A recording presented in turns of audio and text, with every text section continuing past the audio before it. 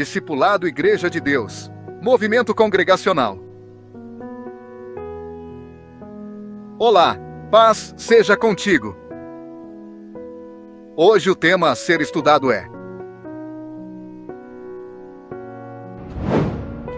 o Reino de Deus e as Moradas Celestiais, uma análise de João 14 e a verdadeira esperança dos crentes. Introdução.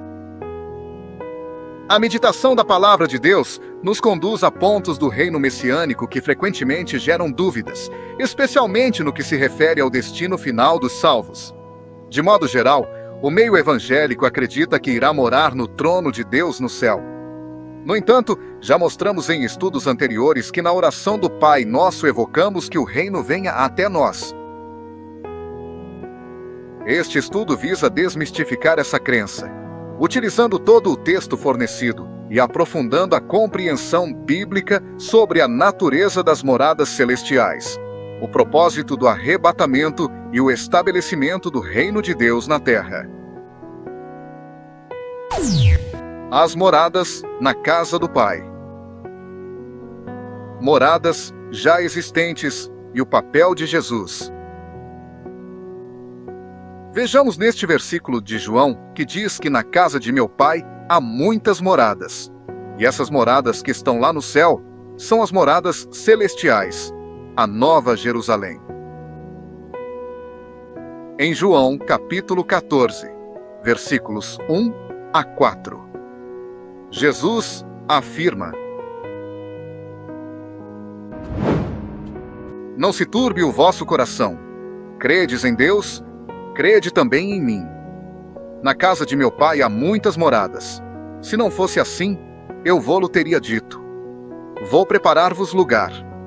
E quando eu for, e vos preparar lugar, virei outra vez, e vos levarei para mim mesmo, para que onde eu estiver, estejais vós também. Mesmo vós sabeis para onde vou, e conheceis o caminho. A interpretação comum é que Jesus foi para o céu construir essas moradas. Contudo, o texto é mais sutil. Jesus fala que há muitas moradas, então elas já estão prontas. A expressão, se não fosse assim, eu vô-lo teria dito, implica que as moradas já existiam. Jesus não foi preparar no sentido de construir, mas sim para o céu receber autoridade, como lemos na parábola do homem nobre que partiu para uma terra remota no Evangelho de Lucas. O verbo grego etoimazo, traduzido como preparar, pode significar tanto fazer pronto, quanto dispor, arranjar, tornar apto para uso. Neste contexto, a afirmação de Jesus de que, se não fosse assim, eu vô-lo teria dito, indica que não havia necessidade de uma construção do zero. Jesus estava consolando os apóstolos, e sua partida não era para criar algo que não existia, mas para cumprir o plano divino de redenção e receber a autoridade para a manifestação de seu reino. A parábola do homem nobre, Lucas capítulo 19, versículos 11 a 12, reforça essa ideia. Certo homem nobre partiu para uma terra remota, a fim de tomar para si um reino e voltar depois. Essa partida é para receber autoridade para reinar, não para edificar. No livro de Hebreus 11:10, diz que a Nova Jerusalém, o artífice construtor foi Deus, e esta morada já está preparada desde a fundação do mundo. Filipenses capítulo 3, versículo 20 complementa: Mas a nossa cidade está nos céus, de onde também esperamos o Salvador, o Senhor Jesus Cristo. Em Filipenses vemos que a nossa pátria está nos céus, mas nós a aguardamos vir para cá. Hebreus capítulo 9, versículo 24 afirma que Cristo não entrou num santuário feito por mãos, figura do verdadeiro, porém no mesmo céu, para agora comparecer por nós perante a face de Deus. Então, quando Jesus ascendeu ao céu, já existia essas moradas. A consistência bíblica é clara. A cidade que tem fundamentos, e que é a Nova Jerusalém, foi construída por Deus desde a fundação do mundo. Jesus, portanto, não foi para o céu edificar um lugar, mas para um santuário verdadeiro, para agora comparecer por nós perante a face de Deus. A promessa de preparar lugar refere-se à preparação para a vinda de seus discípulos para o reino que ele estabelecerá na terra, onde a Nova Jerusalém descerá. A Nova Jerusalém, descendo do céu para a terra. E no livro de Apocalipse 21, fala algo a respeito da nova morada. Será que vamos até ela? Apocalipse capítulo 21, versículos 1 a 3, descreve: E vi um novo céu e uma nova terra, porque já o primeiro céu e a primeira terra passaram, e o mar já não existe. E eu, João, vi a santa cidade, a Nova Jerusalém, que de Deus descia do céu, adereçada como uma esposa ataviada para o seu marido.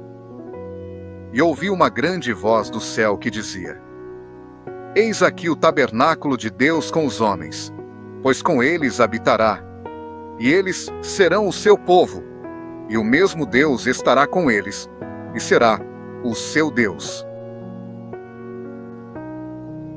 Aqui vemos que a Nova Jerusalém descerá do céu, e descerá vazia, e nós estaremos esperando como um noivo espera a sua noiva.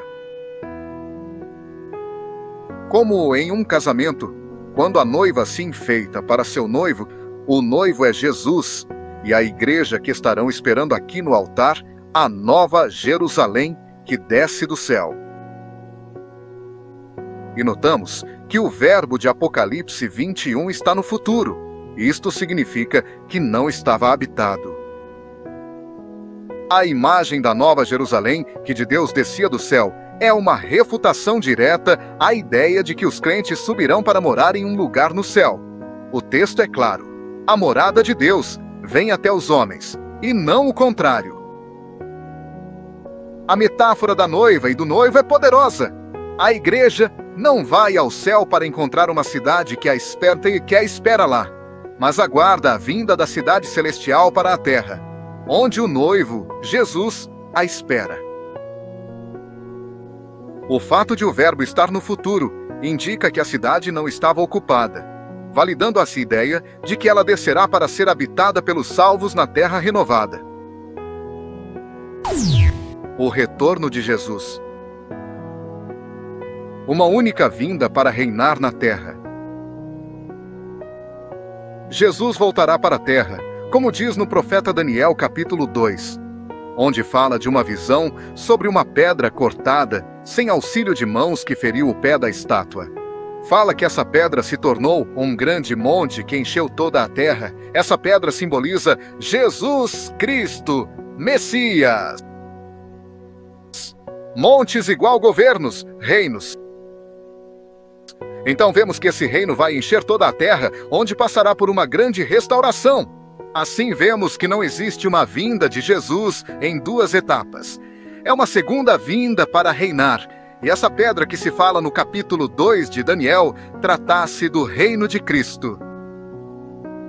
Daniel capítulo 2, versículo 35 diz: Então foi juntamente esmiuçado o ferro, o barro, o bronze, a prata e o ouro, os quais se fizeram como pra gana das eiras do estio, e o vento os levou, e não se achou lugar algum para eles. Mas a pedra, que feriu a estátua, se tornou grande monte, e encheu toda a terra. E nós vamos ver que essa pedra, no versículos 44 e 45 de Daniel, trata-se do reino de Deus. Daniel capítulo 2, versículos 44 a 45 reforça: Mas, nos dias desses reis, o Deus do céu levantará um reino que não será jamais destruído, e este reino não passará a outro povo, esmiuçará e consumirá todos esses reinos. mas ele mesmo subsistirá para sempre. Da maneira que viste que do monte foi cortada uma pedra, sem auxílio de mãos, e ela esmiuçou o ferro, o bronze, o barro, a prata e o ouro. O grande Deus fez saber ao rei o que há de ser depois disto. Certo é o sonho, e fiel a sua interpretação. A visão de Daniel é uma das mais claras sobre o reino de Deus. A pedra, que se torna um grande monte, que encheu toda a terra, simboliza o reino de Cristo que se estabelecerá na terra, substituindo todos os reinos humanos. Essa profecia é fundamental para entender que a soberania de Cristo será exercida fisicamente aqui, e não apenas de um trono celestial distante. A ideia de uma vinda de Jesus em duas etapas, para arrebatar a igreja, levar para o céu e voltar novamente, não encontra respaldo nessa visão profética, que aponta para uma única e gloriosa vinda para reinar. De uma forma mais literal, ainda nós vemos essa intervenção divina também em Zacarias. Zacarias, capítulo 14, versículos 3 a 5 descreve: E o Senhor sairá e pelejará contra estas nações, como pelejou, sim, no dia da batalha. E naquele dia estarão os seus pés sobre o Monte das Oliveiras, que está defronte de Jerusalém para o Oriente. E o Monte das Oliveiras será fendido pelo meio, para o Oriente e para o Ocidente. E haverá um vale muito grande, e metade do monte se apartará para o norte, e a outra metade dele para o sul. E fugireis pelo vale dos meus montes, pois o vale dos montes chegará até Azel. E fugireis assim como fugistes de diante do terremoto nos dias de Uzias, rei de Judá. Então virá o Senhor meu Deus, e todos os santos contigo. Aqui está dizendo que os pés de Jesus tocaram o Monte das Oliveiras, que será fendido ao meio literalmente, onde os judeus israelitas que estiverem na cidade de Jerusalém fugirão pelo meio do vale aberto pelos pés de Jesus, significando que vai haver um livramento do remanescente de Israel por ocasião da vinda de Jesus.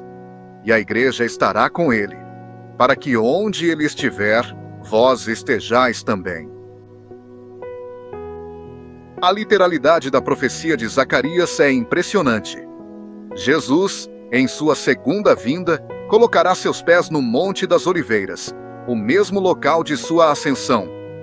Isso demonstra um retorno físico e visível à terra, com um propósito de livramento e estabelecimento de seu governo.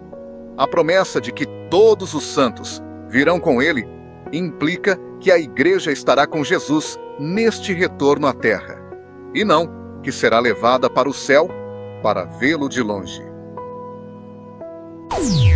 O arrebatamento. Uma recepção nos ares com propósito terreno. Então, o que é, na verdade, o arrebatamento? Seria um arrebatamento para o nosso Senhor nos buscar e levar para os céus? Seria para nos ajuntar ou teria um outro propósito?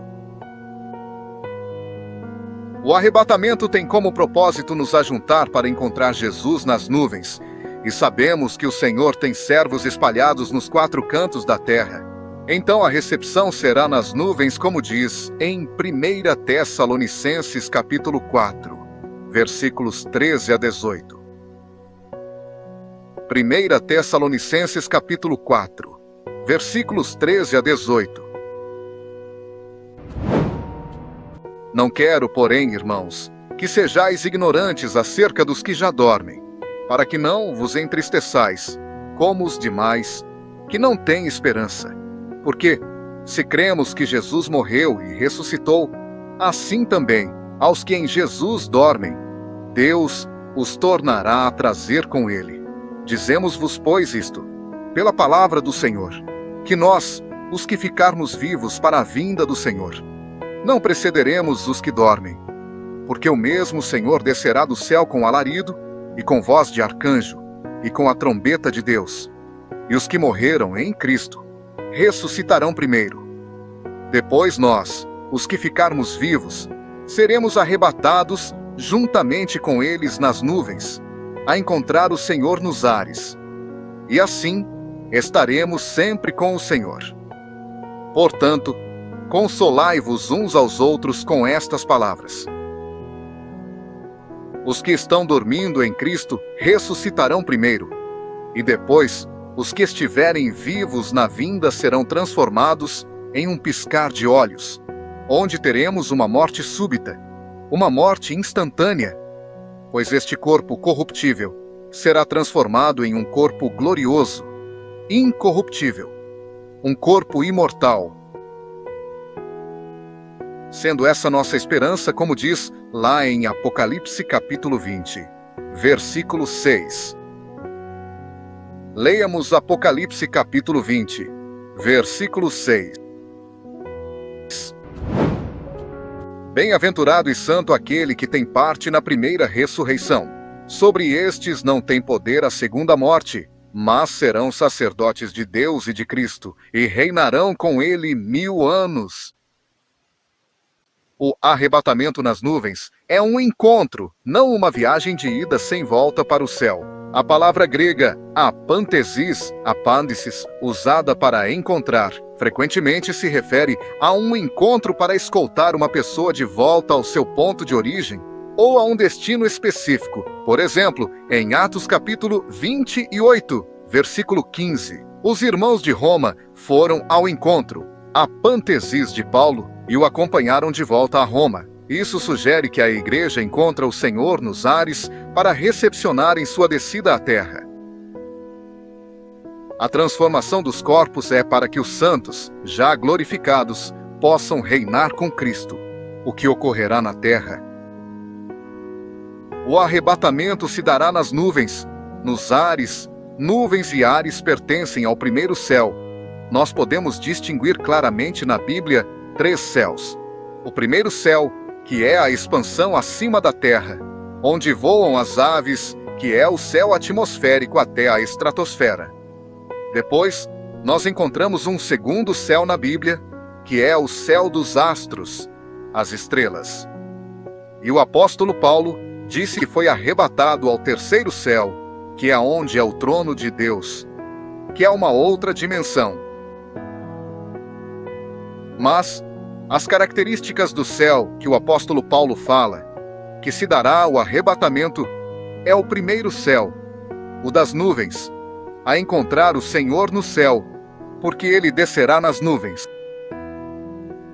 Então, na verdade, o arrebatamento é uma recepção da igreja com o Senhor Jesus nos ares. E o profeta Zacarias disse que Jesus desceria no Monte das Oliveiras, mesmo local de onde se ascendeu aos céus, quando apareceu aqueles 2 varões vestidos de branco aos discípulos dizendo: porque eles estavam tão admirados olhando para os céus, porque este mesmo Senhor Jesus, que viste sendo ocultado nas nuvens, há de vir. Vamos conferir esta passagem no livro de Atos. Atos capítulo 1. Versículos 9 a 12. E quando dizia isto, vendo-o eles, foi elevado às alturas, e uma nuvem o recebeu, ocultando-o a seus olhos. E estando com os olhos fitos no céu, enquanto ele subia, eis que junto deles se puseram 2 homens vestidos de branco, os quais lhes disseram: homens galileus, por que estáis olhando para o céu? Esse Jesus, que dentre vós foi recebido em cima no céu, há de vir assim, como para o céu o vistes ir. Então, voltaram para Jerusalém, do monte chamado das Oliveiras, o qual está perto de Jerusalém, à distância do caminho de um sábado.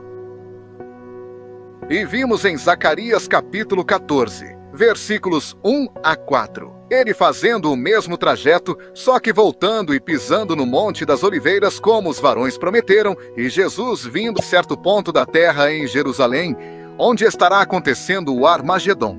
e ali se dará o ajuntamento com a igreja. E ele desce sobre o monte das oliveiras que se fende ao meio. Então vemos que as escrituras se harmonizam perfeitamente. E Paulo diz que nosso arrebatamento se dará nos ares, e Jesus enviará os seus anjos com um rijo clamor de trombeta, os quais ajuntarão os escolhidos desde os quatro ventos, de uma a outra extremidade dos céus. Por isso percebemos que não existe uma vinda de segunda etapa do Senhor Jesus. Uma para arrebatar a igreja, levar para o céu e voltar novamente. E nós sabemos que Jesus vem. A pedra bate nos pés da estátua, se faz um grande monte e enche toda a terra. A correlação entre Zacarias, capítulo 14, Atos, capítulo 1 e 1 Tessalonicenses, capítulo 4 é crucial. Jesus ascendeu do Monte das Oliveiras em uma nuvem, e os anjos prometem que ele retornará, assim como para o céu o vistes ir. O fato de ele retornar ao Monte das Oliveiras e os santos estarem com ele indica que o encontro nos ares, primeiro céu, é para acompanhá-lo em sua descida final à terra.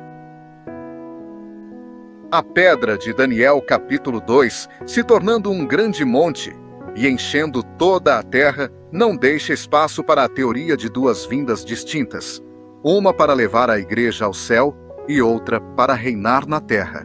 Então, quando Jesus disse em João capítulo 14, na casa de meu pai há muitas moradas, é verdade, existem essas moradas. Mas, em nenhum lugar das Escrituras, diz que a igreja vai para esse lugar. Nós encontramos que esta morada, ao qual Deus é o construtor, ela vem e desce para a terra, e a igreja entra nessas moradas. Este é o ponto central que refuta a crença popular. As moradas existem, mas o plano divino não é que a igreja se mude para o céu. Pelo contrário, a morada celestial, a Nova Jerusalém, desce à terra. E é nela que a igreja entrará para desfrutar da presença de Deus. Isso estabelece o reino de Deus de forma tangível e permanente na terra. A colheita e o reino terreno, quem fica e quem é levado. E veremos que antes deste ajuntamento da igreja, o Senhor enviará seus anjos para uma missão gloriosa, como diz no Evangelho de Mateus 13. Vamos ler o que está escrito em Mateus capítulo 13, versículos 41 a 43. Mandará o Filho do Homem os seus anjos, e eles escolherão do seu reino tudo o que causa escândalo, e os que cometem iniquidade, e lançá-los-ão na fornalha de fogo. Ali haverá pranto e ranger de dentes. Então os justos resplandecerão como o sol no reino de seu Pai. Quem tem ouvidos para ouvir, ouça. Então, aonde existe iniquidade e escândalos? Na terra onde será o reino de Jesus, de onde serão colhidos os escandalosos, os anjos virão fazer um trabalho de limpeza, de justiça, e os justos serão colhidos e colocados no celeiro do Pai Celestial. A ação dos anjos de colher o que causa escândalo e a iniquidade ocorre no reino do Filho do Homem, que é a própria terra. Isso demonstra que o juízo e a purificação ocorrerão aqui, antes que os justos resplandeçam no reino do Pai, que será estabelecido na terra. Vejamos agora o que diz em Provérbios capítulo 2, versículos 21 a 22. Porque os retos habitarão a terra e os íntegros permanecerão nela. Mas os ímpios serão arrancados da terra, e os aleivosos serão dela exterminados. No livro de Provérbios vemos que quem será arrancado com raiz será o ímpio, e os justos permanecem na terra. Em Salmos fala a respeito dos mansos o que eles herdarão a terra, segundo a palavra de Deus. Salmos número 37, versículo 29 diz: Os justos herdarão a terra e habitarão nela para sempre. Na parábola do trigo e do joio, Jesus diz que quem será arrancado da terra será o joio. Em Salmos número 37, versículos 9 a 11 lemos: Porque os malfeitores serão desarraigados, mas aqueles que esperam no Senhor herdarão a terra. Pois ainda um pouco, e o ímpio não existirá. Olharás para o seu lugar, e não aparecerá. Mas os mansos herdarão a terra, e se deleitarão na abundância de paz. Caríssimos ouvintes, vejam que essas passagens são enfáticas em afirmar que os justos herdarão e habitarão a terra para sempre, enquanto os ímpios serão desarraigados e exterminados. A promessa da herança da terra é uma constante nas Escrituras, contrariando a expectativa de uma morada exclusivamente no céu. A palavra de Deus nos diz que assim como foi nos dias de Noé, será na vinda de Cristo. Nos dias de Noé, quem foram os que restaram? Foram os justos ou os ímpios? Assim vemos no Evangelho de Mateus, Mateus capítulo 24, versículos 36 a 39. Mas daquele dia e hora ninguém sabe, nem os anjos do céu, mas unicamente meu Pai. E como foi nos dias de Noé, assim será também a vinda do Filho do Homem. Porquanto, assim como nos dias anteriores ao dilúvio, comiam, bebiam, casavam e davam-se em casamento, até ao dia em que Noé entrou na arca, e não o perceberam, até que veio o dilúvio, e os levou a todos. Assim será também a vinda do Filho do Homem. Estando dois no campo, um será levado, outro deixado. O iníquo será levado, e o justo deixado, que é o trigo que será deixado e recolhido no celeiro, e resplandecerão no reino de seu Pai. Muitos acham que os que serão levados serão os justos que irão morar no céu, mas sabemos que o reino é dos céus, e não nos céus. E note que sempre oramos no Pai Nosso. A comparação com os dias de Noé é fundamental. O dilúvio levou, destruiu os ímpios, e Noé e sua família, os justos, foram deixados, poupados na arca. Da mesma forma, na vinda de Cristo, o levado será o ímpio, no sentido de destruído, e o deixado será o justo poupado, para resplandecer no reino do Pai, que se manifestará na terra. Vejamos o que diz em Mateus capítulo 6, versículos 9 a 13. Portanto, vós orareis assim: Pai nosso que estás nos céus, santificado seja o teu nome. Venha o teu reino. Seja feita a tua vontade, assim na terra como no céu. O pão nosso de cada dia nos dá hoje. E perdoa-nos as nossas dívidas, assim como nós perdoamos aos nossos devedores.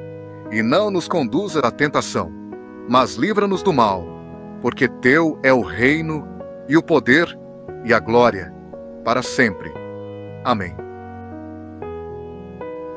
Vemos que quem será levado será o ímpio no sentido de destruído, assim como o dilúvio veio e levou a todos, e será deixado no sentido de ser poupado o justo, assim como foi poupado Noé e sua família que estavam na arca.